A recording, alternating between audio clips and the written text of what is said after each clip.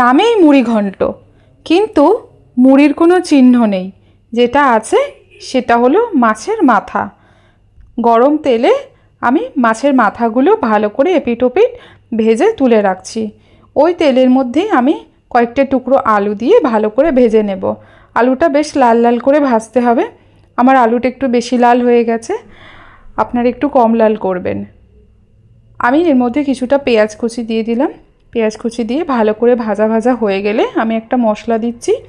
আমি এই মশলাতে দিয়েছি পেঁয়াজ বাটা, লঙ্কা বাটা আর অল্প একটু আদা বাটা।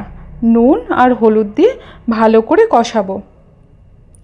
কষিয়ে একদম মশলার জলটা শুকিয়ে মাছের মাথাগুলো আমি দিয়ে দিলাম। ভালো করে মাছের মাথাগুলো খুন্তির সাহায্যে একটু ভেঙে ভেঙে নিতে হবে। ভালো করে ভেঙে হাফ কাপ মতো গোবিন্দভোগ চাল আমি দিয়েছি। চালটা দিয়ে ভালো করে মশলাটার মধ্যে মিশিয়ে নিতে হবে। মশলাটার মধ্যে মিশিয়ে আমি একটুখানি চিনি আর গরম মশলার গুঁড়ো দিচ্ছি। আপনারা চাইলে গোটা গরম মশলা ফোড়ন দিতে পারেন, তবে আমি গুঁড়োটা দিয়েছি। আর অল্প একটু জল দিয়ে ভালো করে ফুটিয়ে চালটা সেদ্ধ হয়ে গেলে নামিয়ে নিতে হবে।